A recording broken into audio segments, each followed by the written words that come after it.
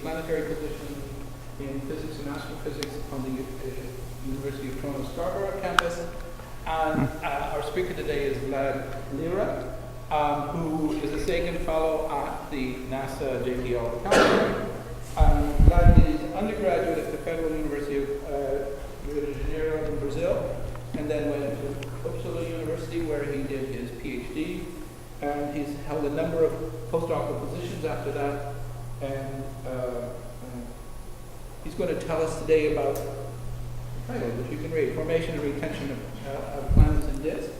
And can I ask, give you one reminder, since I'm a little bit old and forgetful, there are refreshments immediately following the talk over in the lounge in the Department of Astronomy, and please do come along and talk more with Vlad at that one. So, go ahead. Thank you, Charles. Yeah, I was going to ask that because, like I have here a laser pointer. Can you all see the laser pointer here? You guys there in the back? No? I mean, like if I move here, better now? Right, okay. Great. Right? Okay, great. Thank you. All right, so yeah, I would like to talk today about how to form planets and how to keep them after they are formed in disks. So this is the life history of a disk. I mean, like they will form when a cloud collapses, an interstellar cloud collapses to form a star. So then in the center, then while the star forms, some mechanism happens in the disk that will dump this gas on the center to form the star. And then meanwhile in the disk, there will be some processes happening there to make the planets take shape. And then in the end, when the disk evaporates, we are left with a leftover disk of dust and debris. And then, as it clears out, we have the formed planets. So, the accretion in these disks is due to turbulence. So, we have that the turbulence in these disks will be brought about by a magnetic mechanism, the Magneto rotational instability.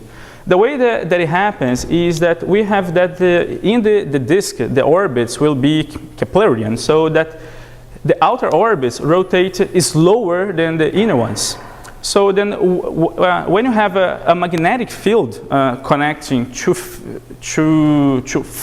fluid parcels, the tension here will either help gravity out or it will counteract it. If we have that the tension is at the same sense as gravity is, the fluid parcel here is feeling extra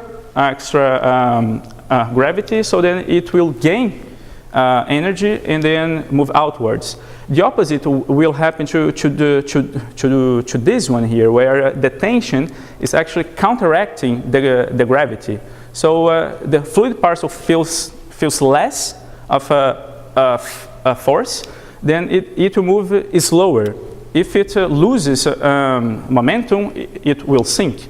So then if you move them a little, they will get further apart. So the process here is unstable. And that's what you see here. This is a disk that is threaded by a magnetic field, so that you can see that the turbulence kicks in very, very fast. That's a process that happens at the dynamical time scale. It's quite fast. You get a magnetic field in there, the disk will go turbulent very rapidly. Now there is one thing in here is that if we have a mechanism to generate turbulence that depends on magnetic fields, you have to have the gas ionized, right? However, these disks are very cold, right? We have that the temperatures there in the outer disk will be sort of like 10 Kelvin. That's too low to give sufficient ionization. We will have high temperatures near the star when where the temperatures can reach like 1000 K. That's fine. Then you have the high temperatures that are necessary to give the collisions to free electrons to the gas phase. In the outer parts of the disk, even though it is cold, the densities are very thin, so that you can have X-rays from the star and cosmic rays penetrating all the way to the disk mid-plane and then generating the ionization that you need. However, there is this region here which is too cold and too dense to be ionized either way. This region will not be ionized, it will not couple to the magnetic field, therefore no turbulence, no magnetic turbulence will happen there. The MRI will not kick in there.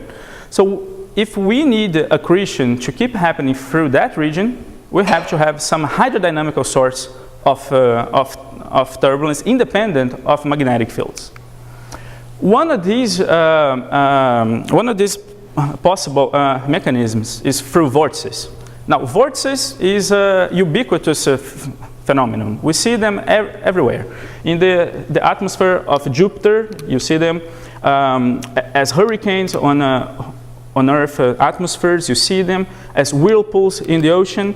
And this is here one of the most beautiful phenomena in fluid mechanics, which is flow past an obstacle. You have an obstacle here.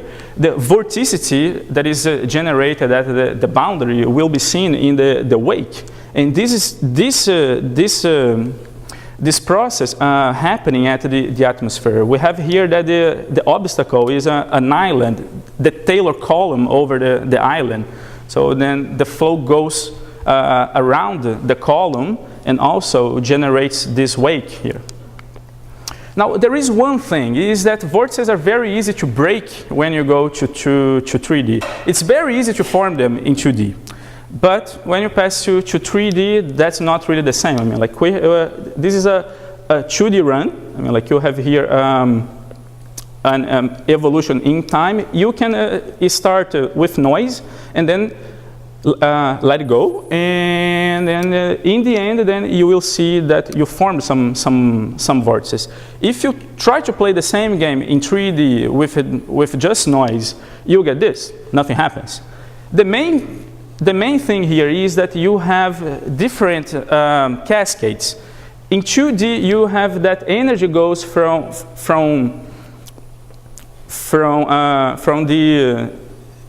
the smallest wavelengths to the largest ones. Whereas in 3D, that's the opposite. We have 3D instabilities that will generate the direct cascade. This is not present in 2D. So what's happening here is that the vortices can merge in 2D. They can merge also in 3D, but then you have also 3D instabilities that are happening faster than they merge. Therefore, you don't see them getting larger. So if we want to have them getting larger in 3D, we need the mechanisms to keep injecting the vorticity that is lost in the cascade. There are two such mechanisms happening in disks. It's the first one is the baroclinic instability, which is actually a misnomer because it has more actually to do with convection than with baroclinicity, as in the atmosphere of the Earth. But it's a name that we have been using already for some years. And the other one is the Rossby wave instability, which is also a misnomer because it actually looks more like Kelvin-Helmholtz than Rossby waves. But you know, in astronomy there are many cases like that. The processes are similar, but they are different. The baroclinic instability is non-linear, and the main source is buoyancy, while the Rossby wave instability is linear, and the reason, as I said, is due to Kelvin-Helmholtz. I mean, like you have shear in the disk. If you have the shear between layers getting too big, you end up exciting the Rossby wave instability. So then I am showing here the sketch of the baroclinic instability, how it works. This wedge here is an R-phi wedge of the disk. Imagine that the star is in here, and then here you have inner radii, and here an outer radii, and then here you have azimuth going from this side to that side. The process that happens here, as you can see, is quite much like boiling water, like convection, like hot gas. Hot gas will rise, will travel here due to the Coriolis force, and then once it gets thermalized to the same temperature as the gas in the outer regions of the disk, it will get denser, and then it will sink. When it sinks, it will be colder than the gas here in these regions, which is hotter, and then it will be thermalized back to the same temperature and density it had in here, closing the cycle. Now with this, you have two temperature gradients in the disk now. You have first the radial one here and the azimuthal. These two gradients then will act as a source term for vorticity that we call the baroclinic term. And this is what happens in the disk then, when you have these two gradients. I mean, like, this is a small patch of the disk. And then here what I'm showing are the two main things that you need to keep this happening here. Is first, you need the radial temperature gradient, and then in azimuth, to have this happen, you need to have thermal diffusion so that you can establish the azimuthal temperature gradients there. When you have these two conditions satisfied, this is what happens. I mean, like, you can see here that the eddies, they merge, they meet, they tease each other, they will grow. The process looks quite much like as if you're seeing the atmosphere of Jupiter, right? You have vortices there and spots. They will merge and get bigger. In the end, then, we will have one single giant vortex dominating the box in here. So when we measure how much angular momentum transport we get from that, here what I'm showing is the vorticity, and here the angular momentum transport in time. So you can see they are quite well correlated, and that's because, as you can see here, this is the vorticity, and here the transport. You have that the vortex will generate waves, and these waves here are what transports angular momentum outwards. And the main question you have to ask here is, if you have this mechanism operating in disks, what will happen when you also have magnetic fields, right? I mean, like, we have the part of the disk will be magnetized.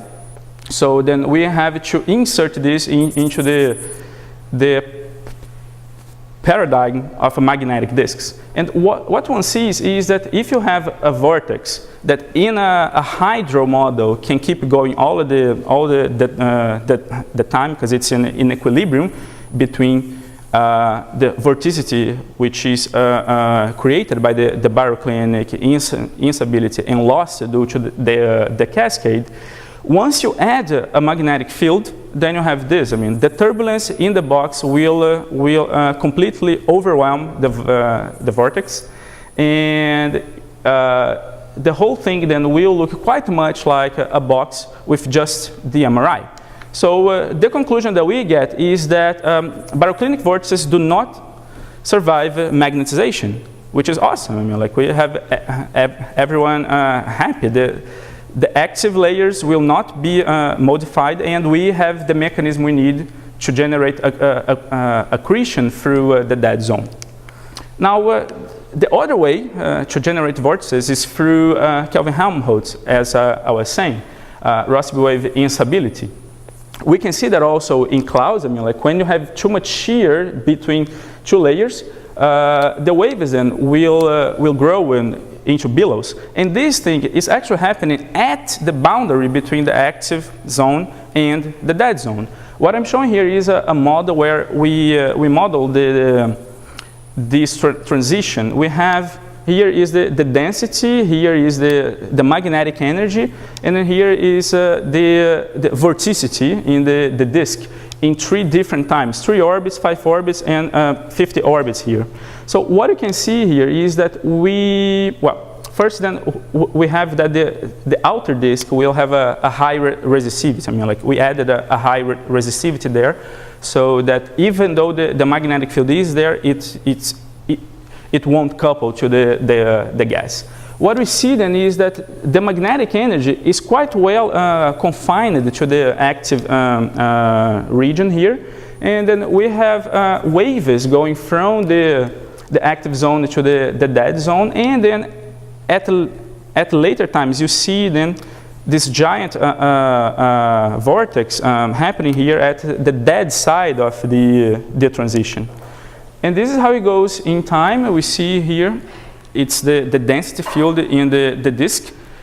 The MRI kicks in quite rapidly, so that we have the turbulence in the inner disk. The waves that I was mentioning are now propagating here to the outer disk. And then we have then in the transition, these 2 big vortices here, then soon they will merge. So when you measure how much accretion we get in the active zone and in the dead zone, this is a quantity here that it's the product of the radial velocity and the azimuthal one. So then it's measuring how much momentum you are transferring from azimuthal, which is the orbital motion, to radial. So for the experts in the audience, this is the alpha value. So we have it here, it being around 10 to the minus 2, which is quite much. And the main thing is that we can get the same level of accretion in the active zone and in the dead zone. So that's a mechanism to generate the accretion we need. The other thing is that these are not just models. I mean, like these can actually already have been observed in disks. I mean, like it's a possible thing. This is what I'm showing here are observations of disks in the millimeter range, and here simulated observations. That's an article that I refereed recently. Well, then what you see here is that you can pass this model through a radiative transfer code, and you get something that looks quite much like the observations. So yeah, I mean, like maybe this has already been observed. Now, how does it help us to form planets? Why do we care so much about turbulence when it comes to form planets? The reason is that if you have pressure maxima in disks, they will trap the particles. So you can see this here. I mean, like if you have a high pressure ring in the disk, the gas motion will be changed. You have that the gas here will move slower than it would normally do because of the pressure. I mean, like you have the pressure counteracting the gravity. Now, the particles, they don't feel the pressure, right? So they will rotate at the same speed they would do if the gas pressure, I mean, like it just wasn't there. So the particles here will rotate faster than the gas. So they feel a headwind, lose momentum, and sink. The opposite will happen here. Now you have that the pressure gradient is positive, so that it is helping gravity, so that the gas rotates faster than it would normally do. The particles now rotate slower than the gas, so they feel a tailwind. So they will move outwards due to the momentum they gain due to this wind. Now both motions then will make the particles concentrate in the center of the ring. For the more mathematically inclined, that's much easier to see if you write the equations. You have here the pressure force in the gas, the drag force in the dust. When you solve for the relative speeds, you see that the drag force pushes particles towards the pressure gradient. So that's the take-home message here. If there is one slide from this talk, you should remember it's this one here. Solid particles move towards pressure maxima. This is behind all of the insights in the field on how to form planets. So this here shows how the particles behave when you have turbulence in the disk. They rain down to the mid-plane, and then they will get caught in the overdensities of the turbulence. The bright areas here, they are saturated with dust, with particles, to the point that you can reach the necessary densities to collapse them to form planets. That's what my collaborator Anders Johansen has been working on in local models, where he can get much higher resolution. So then in here you can see the collapse of those clumps here. This one here, the most massive one, is 3 times more massive than Ceres, the most massive asteroid. Now, so these edges of the turbulence are quite good to concentrate particles and turn them into planetesimals, right? But then we also have that in the dead zone, we may have vortices, which are basically huge eddies. So if with little eddies you could form planetesimals, what can we do with large ones, like large eddies? And then what is shown here is that the same mechanism that was operating in the whole disk also happens in the vortex case. I mean, like you have that the particles will sink towards the center due to the drag force. The vortex lines are in equilibrium here. You have the Coriolis force and the pressure force counterbalancing each other. The particles do not feel the pressure force. They will feel the drag force once they enter the vortex and will sink towards the center. So this is a mechanism to concentrate the dust quite heavily in the center there.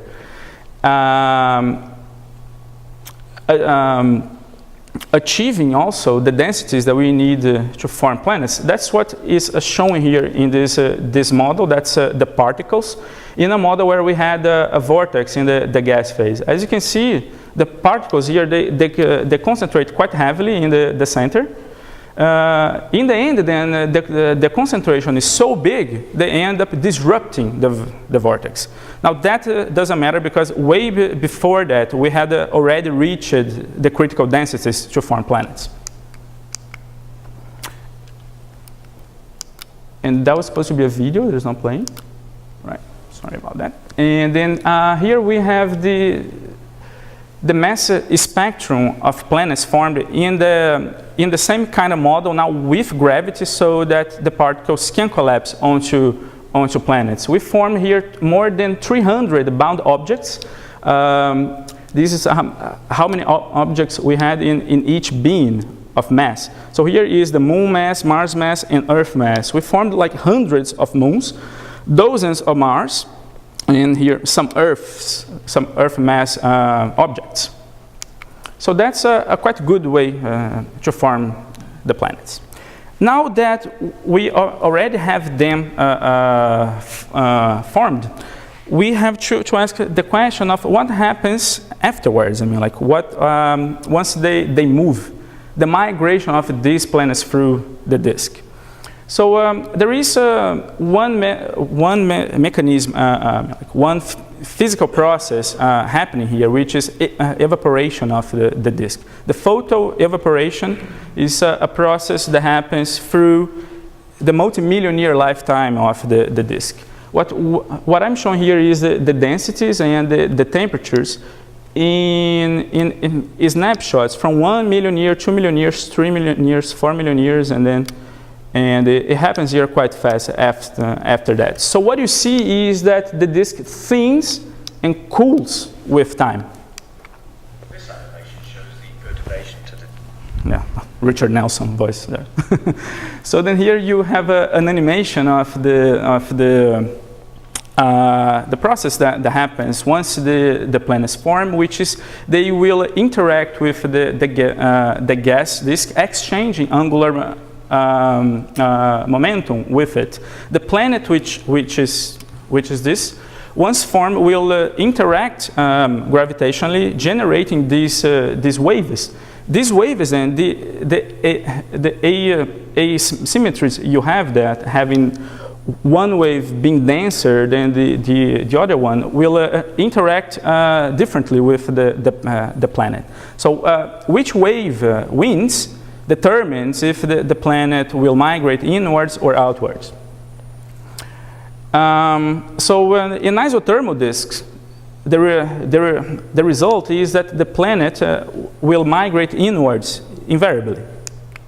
Now that changes quite a lot once you model the thermodynamics of the disk in the right way. What is shown here is the torque in 4 models, isothermal models, adiabatic models, and 2 models here where you had some thermal exchange between the disks that is not only isothermal or adiabatic. And here is the torque. So if the torque is negative, we have that the planet migrates inwards. If the torque is positive, we have that the planet migrates outwards. What you can see here from this picture is that you just needed to model the thermodynamics in the right way to get that the migration flips. So a rule of thumb here is that when you have regions of steep temperature gradients, the migration will be outwards, whereas if you have isothermal regions, you will resume inward migration. So now let's couple that with those models that I was showing. I mean, like we have that the temperature there can change due to the opacities in different regions of the disk. So we have regions where planets will migrate outwards and regions where planets will migrate inwards.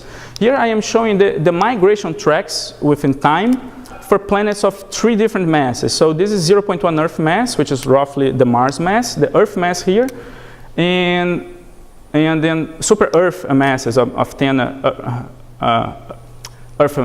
Earth masses here. So what you see is that the planets will migrate to regions where the torque cancels. So regions where inward of this radius here, the migration is outwards, and where outwards of them, you have migration being inwards. So from both sides, the migration converges.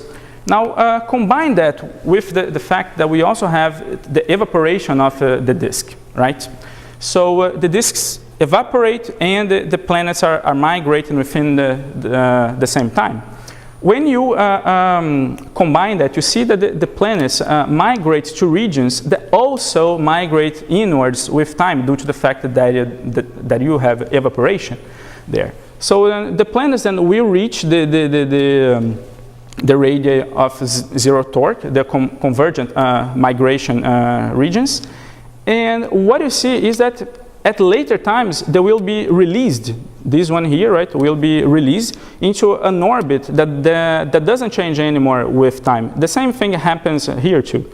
What is happening here is that at some point the disk gets so thin, it doesn't have inertia to keep moving the planets. So then they are released in these orbits. This is what you see here in this cartoon here. So the planets form, they migrate, the disk thins, and then they are released. If you could see the little dot here, which I can barely see myself, but I think it is here. Now this cartoon here is not from my drawing. I mean, like it's a French magazine that was interested in writing about it. What's interesting is that they wrote more pages than I wrote in the letter. You know, it's a bit funny that they do that. So now let's see what happens when we have multiple planets migrating through the disk. You have that. Once one planet reaches the 0 torque zone, it will set up resonances so that the other planets cannot reach the same radius. And then the whole thing migrates as a convoy, what we call a resonant convoy, migrating down. So now let's pump up the number of planets there, and also add the turbulence. That's a work that we were doing there with a grad student there in New York from Columbia, Brandon Horn. And then what you see here is that when you have all of these processes, you have the migration and body, evaporation and turbulence, you have all of these dynamics here happening as the planets converge to the radius of zero torque. They will interact with each other, the turbulence will kick them out of the resonances, they will merge, they will get bigger, and in the end then you have something that looks quite much like the ordered resonant migration, when the masses of the planets get so big they are not anymore disturbed by too many bodies. Once they clear the orbits, also they get so massive that they don't feel really the turbulence that much. And in the end then you lose some planets. This is going to 1 million years, and this is going to 8 million years. So you have all of these here in this region. And then once you model all of the 8 million year evolution, you see that you lose some planets, but you also keep some here. You have 4 planets there at safe orbits in the end. And I think that I'm supposed to click here so you can see the video. All right. So this is a video of the model where the only difference between them is that the planets have initial masses that are different, and also the spacing between them is different. You have here the semi-major axis, and then here the eccentricity. The circle here is proportional to the mass of the planets. So we started here from bodies of 0.25 Earth masses, and here bodies of 1 Earth masses. The largest balls here have 10 Earth masses. So that's a way to form cores of giant planets and super Earths. Now, through these last minutes of the talk, I'd like to get to the gas poor phase, which is debris disks. Once the gas evaporates, you are left with this phase. Basically, the planets are formed, if they form, and you have dust and planetesimals left. Now, there is one interesting thing that is usually seen in these disks, which is the structure that they show, which is not really trivial to explain. You may know the most famous, one of the most famous cases of formaldehyde, where there is this ring there, right? We have this ring, which is supposed to be sculpted by a planet. So one of the evidences for that is that the center of the ring that you see here is not where the star is. So the ring is eccentric, meaning that there should be a planet in a orbit that is also eccentric, imparting the eccentricity to it. And it was, it was a work done in large part here, also in Toronto, that this planet here has been seen in optical wavelengths, and it was quickly heralded as formaldehyde B. The planet is sculpting the ring. Now, it's been quite tricky to show that that's really a planet, because first, the planet was not detected in infrared. Well, but that's not really the whole story, because Tain Kuhi showed that actually it should not have been detected anyway. There is a whole controversy about it that I do not really want to get much into it. I would only like to say that even though there is a controversy, the two papers do not agree in some things, there is one thing they agree, is that the observed emission requires reflection by something that they don't know what that is, that must be very big. Several Jupiter radii And we just do not expect planets to be that big. So I am interested in alternative explanations. Can that ring be sculpted by something else rather than a planet? And one thing that doesn't get much airtime when you talk about the debris disks is gas, right? Debris disks are gas poor, but they're not really gas free.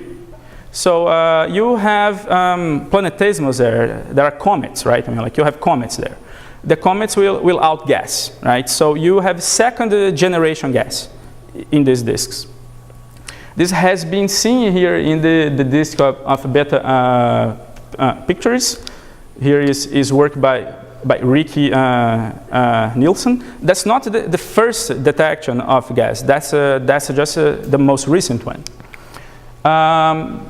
Several groups have been working on this, measuring gas in the debris disks. There are several processes have been suggested as the source of this gas. What I'm interested on is the dynamics, how the dynamics of the dust will be modified by the fact that you have gas there.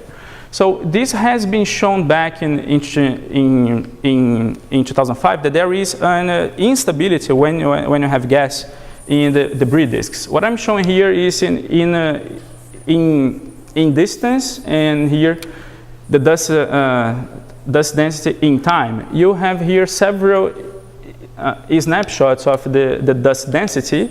So you see that the dust gets concentrated in these undulations in here. Now, the reason to do that, the reason why the dust concentrates is twofold. The first one we have seen is that particles move towards pressure maxima. The other one is specifically to optically thin disks. This G here should actually be a gamma, sorry, that's a photon. So you have that in optically thin disks, the dust sees the star directly. So that when you have a high energy photon hitting the dust grain, it will knock an electron off. This electron then will bang on a molecule passing by, imparting its kinetic energy to it. So that's a way by which the gas can be photoelectrically heated by the dust. When you combine both things, you have that dust will heat up the gas, and heated up gas concentrates dust. This thing then generates positive feedback. You have that more dust, more heat, more dust, the process runs away. So Clary and Lind, they model it quite in a simplified way, as only seminal papers can do. They modeled a continuity equation, a simple terminal velocity here. We model it much better. Like with much more physics, and in a way that it works both in 2D and 3D. With inertia for both gas and dust, we also have here an energy equation, and drag forces between dust and gas. And what we see is that we have an instability happening here. This is the growth rate. The growth rate is very fast, as you can see, half an orbit. This is a wave number, and here the dust to gas ratio. And then we can reproduce the linear modes with our code. And not only that, we also see that there is no linear growth too. Like here you can see that we have only linear growth up to dust to gas ratios equal 1. But at this regime, you also have nonlinear growth, which you can see here. Once you increase the amplitude of the noise, the initial noise that you put there. When you pass from a noise of 10 to the minus 3 times the speed of sound to 10 to the minus 2 to 10 to the minus 1, then you get growth. That's a hallmark of nonlinear mechanisms. So this is how the instability goes on in time. We have here the dust density, the gas density, and here the temperature, radius here in time, and this is a snapshot at the last time. So the dust here collects into rings, which you can see here in the correlation between the dust density and temperature. These rings are quite hot. And then because they are hot, the gas expands, so you have thin gas in here and dense gas collecting in between. And then one thing you see also when you plot the other solutions is that you have growth. Here you have the damping rates, and also you have oscillations. You can see that through the whole parameter space, you have oscillations also being supported by the rings. So you have here an instability, which is growth with no oscillations, over instabilities, which is growth with oscillations. And then you also have damped ones here, like damped modes, and free oscillations, which will be quite interesting because let me just skip this. Because the oscillations, as you can see here, they will show up in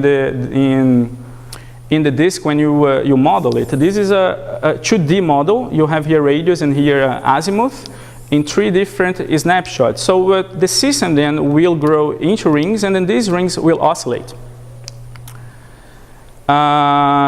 If you can see here in this model, this is a 2D model of the disk, where you can see the rings here forming rapidly in the inner disk. I mean, like everything happens faster in the inner disk because the orbital time is much shorter than in the outer disk. But then, yeah, like eventually you also get rings forming in the outer disk here.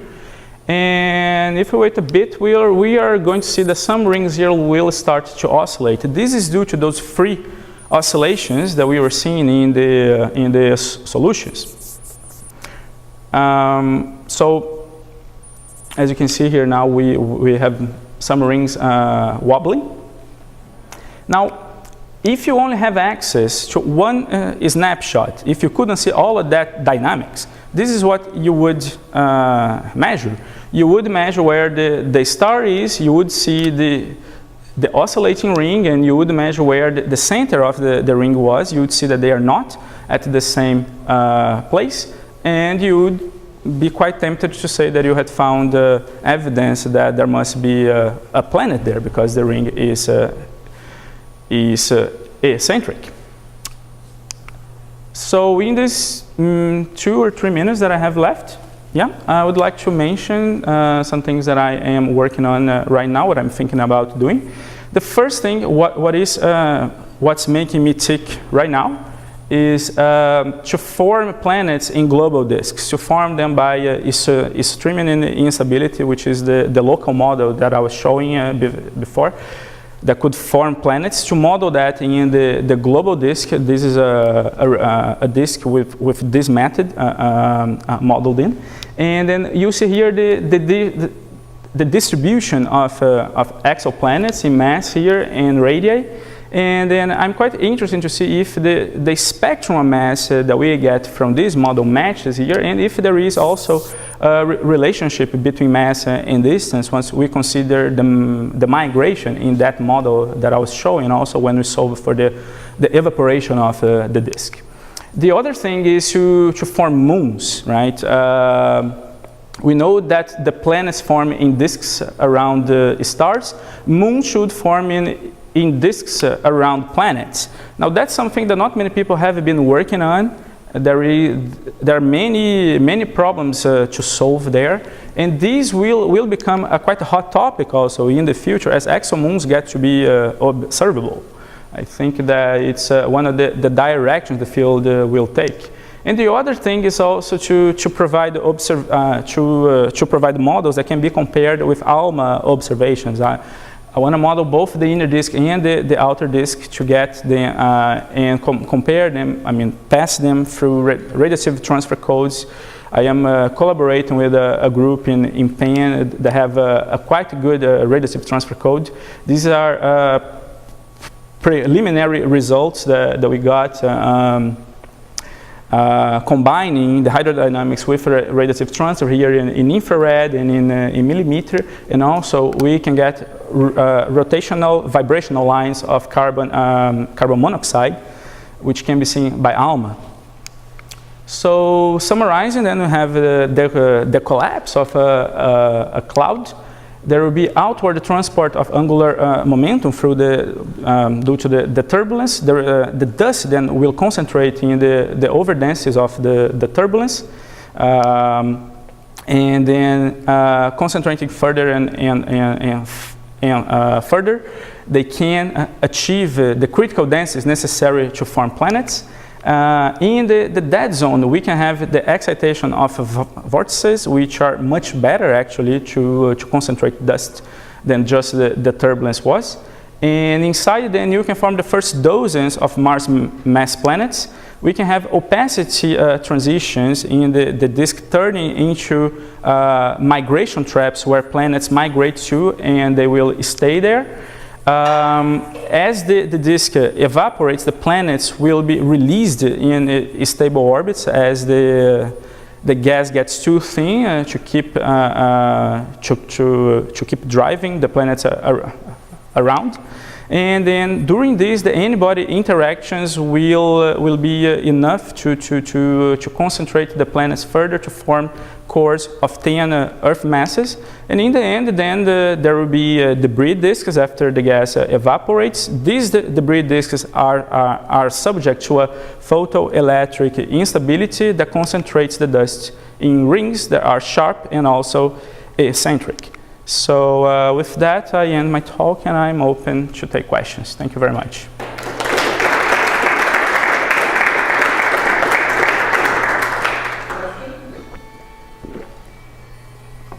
Yes? These convergent paths that the planets are drawn into as the disk photoevaporates, what happens if there are multiple planets that are drawn into the same? Yeah, there will be resonances. Yeah, the first planet will get to the migration point, and then we'll set up resonances where the other ones that migrate to will be captured. We see that in the Kepler sample, like you see several planets there in resonance. Yeah. So the second question is, how important are stochastic torques from the fact that this is not fully quiescent relative to the long term? I see that you paid good attention to Hanno's talk here last week. Yeah, indeed. So stochastic migration, we also have it here. I mean, like we are also modeling the turbulence. I mean, like these paths here are due to turbulence. I mean, like if we didn't have the turbulence here, it would be quite smooth. So the turbulence is necessary to break the resonances. Otherwise, you know, like you only have the planets migrating with spacing between themselves, not meeting. So we need the turbulence to break the resonances so that they can keep growing. Yeah. What kind of time scale do you need to form a giant mass? What, sorry? What kind of time scale do you need to form the Earth mass? 10 Earth masses, they form quite rapidly here. I mean, like in this one here, you cannot see the mass, but yeah, but this one here already grew to 1 Earth. I mean, to 10 Earth masses within less than 1 million years.